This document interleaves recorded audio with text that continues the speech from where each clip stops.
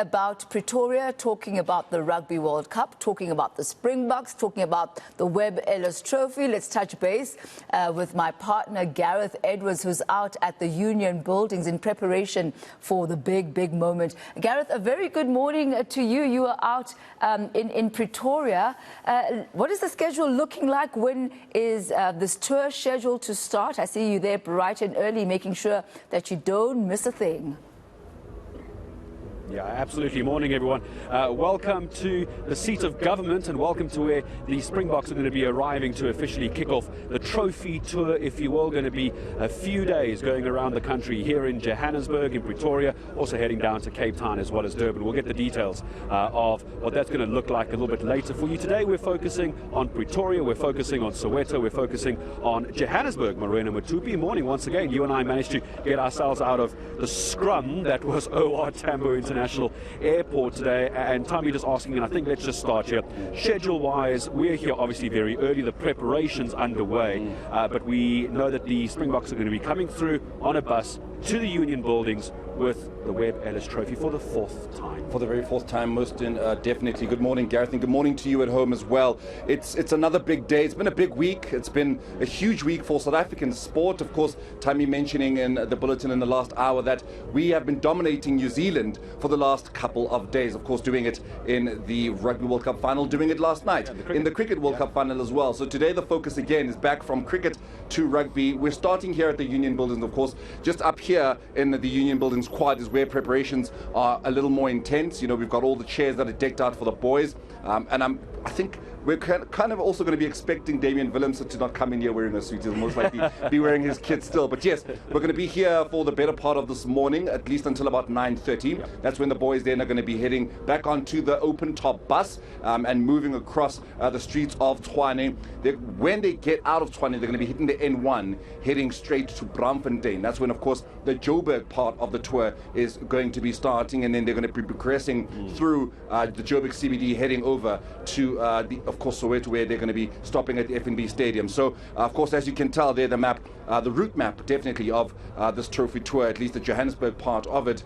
We're going to be moving with them, of course. All of our colleagues, Gareth is going to be there, Slindelo Masikane is going to be in the chopper up, just giving you an aerial view of it. Nzako Mkhari is also going to be there, along with Klonim Timkulu. So it's going to definitely be, from all angles, we're going to be bringing you exactly how this tour is going to be looking. Yeah, absolutely. When we say rolling coverage, we're giving it a different meaning today. We're going to be right behind the bus on motorbikes.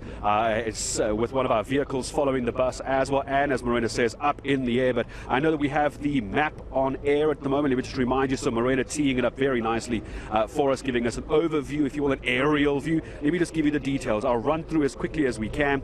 For Pretoria, I'll go through Johannesburg a bit later, just Pretoria.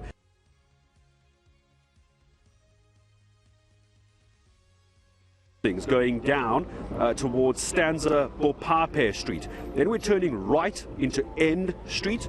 From there, we're turning right into Pretoria Street in a westerly direction. Now, after Pretoria Street, we're turning left into Gordon Street, which obviously then becomes Jan Schober.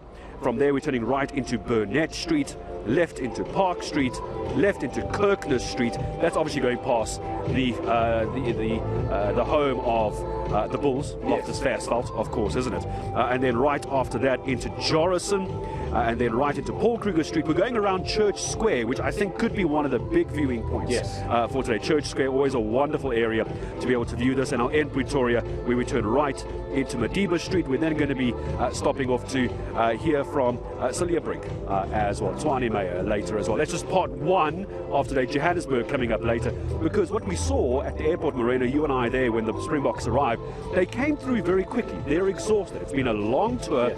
They wanted to get to a media conference, see their loved ones, but today, tomorrow and Saturday is when the fans get to have their time with the Boks. Most definitely. So it moves, of course, from Pretoria as the handover to the president of the trophy, the Webb Ellis Trophy, starts, and then, of course, they move over to Johannesburg. From Johannesburg, tomorrow we go to the mother city, of course, Cape Town, the home of the Stormers, the home of the inaugural United Rugby Championship winners, the home of Mani Libok, the man that made sure through the quarterfinals, through the semi-finals, he got us into the final. Also, the home of the likes of Damian Willemse. And then, of course, from Cape Cape Town, we head over onto Durban. And then I know there's been a lot of chat about, you know, the Eastern Cape itself, how Nelson Mandela Bay municipality feels that they've been hard done by with this trophy tour moving instead to Buffalo City. But yes, this is only but the first part. We must remind South Africans that this is only the first leg of the trophy tour. We'll have another one again early next year, and there'll be other parts of South Africa that are going to be visited by Siya Kolisi and the boys. So it's important to note that you're not going to be left out of this particular trophy tour. But if you live in a different part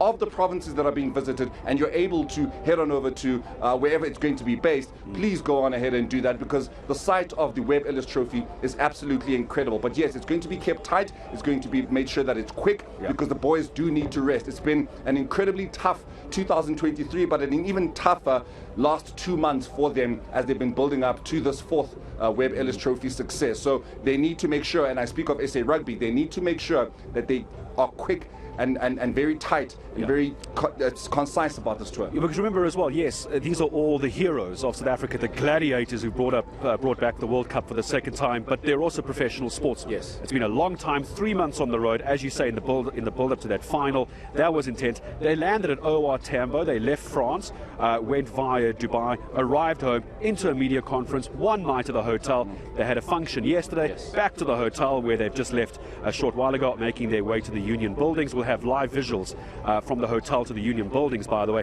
From here, it's a tour today, it's a tour tomorrow, it's a tour Saturday as well. So you're absolutely right. SA Rugby has to also look after the interests of the players. Now let's just talk about the players for a moment. We're going to have an open top bus, and I imagine, Morena, just like a few years ago when we won the last World Cup, we're going to be able to see the players at the top. We're going to have the trophy, we're going to have them waving, maybe taking some photos with some fans along the way, but as you say, there's a schedule we have to keep to. There definitely is. So if you do not see them, you know, coming out of the bus, perhaps in Braamfontein, for example, don't feel aggrieved, because we need to repeat and we need to emphasize and we need to be loud about it. This trophy tour needs to be quick. They need to make sure that they stick to the schedule. It is essentially expected to be coming to an end at around about 4:30 this afternoon. That's where they're going to be stepping off the bus at the FNB Stadium and essentially doing the necessary conversations and trophy handover to Kabelo Kwamanda, the Joburg mayor. That's where he's going to be meeting them this afternoon. But they're also going to be taking a bit of a stop at MTN. You do know that MTN is the title sponsor of the Springboks, so they're going to be heading over to the MTN offices out, of course, in the West Rand, I believe it's going to be. So that's where 14th Avenue. 14th Avenue, exactly. That's where they're going to be stopping for a bit of a while to essentially just say thank you to their title sponsor, the people that have been supporting them through all of this. So it's going to be a trophy tour that we need to stick to. So if you don't see them coming off the bus and all they're doing is waving at you with the trophy in hand, do not be aggrieved. You perhaps can stand as close as you can to the bus and take a selfie with them. But yes, it's going to definitely, they also need to be kept safe. We need to remember that they're carrying very precious cargo in the Webb Ellis Trophy, so they need to be kept safe, because we must admit, sometimes as human beings we get overly excited. Yeah, we do, and we saw a bit of that at the airport the other day with police and the security having to ask everyone to step back. I think they were worried about a rush to the front where you were standing as the players were coming through. Let me just add some meat to the bone for what Morena is saying. Quite right. So we'll be leaving the Union Buildings around 9:30. That'll be the Pretoria leg. We're expected to then make our way to MTN on 14th Avenue. But then, of course, you have the Joburg and Soweto parts of this as well. We're expected to get the Johannesburg-Soweto part of today's tour underway at around 2 o'clock this afternoon. We should end up, if all things go according to plan, at around 4:45. 4 o'clock, we should be at the home of soccer, FNB Soccer Stadium. That's the final destination. So if you're trying to plan your routes, we'll give you the more details of that later. We know we also have the map on air. We have the map, I'm sure, on social media and also on enca.com. So if you've missed any of that, just head over there and just go and take a look at that. I have to ask you, though, yes, obviously sports journalist, multi-award-winning sports journalist Morena Mothupi, but I'm sure it's also very different for you to be able to see these guys up close, because we've seen them on television for so long now. You almost forget that they're human beings. They're almost gladiators, aren't they? Who's the one that you're perhaps looking forward to seeing the most? In all honesty, Canon Moodie. Canon Moodie is one of the youngest Rugby World Cup winners, and he essentially walks in the footsteps of the likes of Francois Steyn when he won the World Cup in 2007 at only about the tender age of 20. Canon Moodie winning the World Cup at the tender age of 20. About a year and a half ago, a lot of South Africans did not know that name. If you knew Canon Moodie about 18 months or 2 years ago, you knew him because you'd been following his progress throughout his career. But he burst onto the scene about a year ago, and he was absolutely incredible this year. He did not feature all that much, yes, in the World Cup, and he's actually been used quite a lot. He's been used so much in essentially just the build-up to the World Cup itself. He's been used in different positions. He's traditionally a wing, but then he's also been used as centre. That speaks to the versatility of Canon Moodie. I would like to look at him and just see his excitement. I think a lot of attention has been on Damian Willemse, of course, given the fact that, he's putting tattoos on his butt cheeks, and given the fact that he's been wearing his kit since the World Cup final, dirty as it is. A lot of attention has obviously been on Faf de Klerk with his Speedo, his South African flag Speedo. A lot of attention. I wonder if he's going to wear that today. I don't think it's warm enough. But then again, he is Faf de Klerk. Just the warmth of being a World Cup winner will carry him through. There's obviously been that attention on Siya Kolisi, the captain himself, Eben Etzebeth because of his haircut, Ergie Sneeman because he's been giving everybody a haircut. But Canon Moodie, very little gets said about him and the contribution that he has made. So I would like to just look at him and see how he has been soaking up all of this, if it even has sunk in, because I genuinely don't think it's sunk in for him. Yeah, and I think you're going to have that sensation for the players if it was, I'm trying to imagine me being in their shoes, their size 16 shoes, is that this tour is going to make it surreal again. It would have been a surreal moment as we come back to you in Hyde Park. It would have been a surreal moment when they lifted that cup with the president in Paris. Then they would have had some time to make the flights over here, a day or two at the hotel, 1 or 2 engagements yesterday. Today, seeing the fans, the real impact of what this was, the people who watched them on TV, the people who bought the jerseys, the ones who went out at 9 o'clock at night. It wasn't great times for us in South Africa, and enjoyed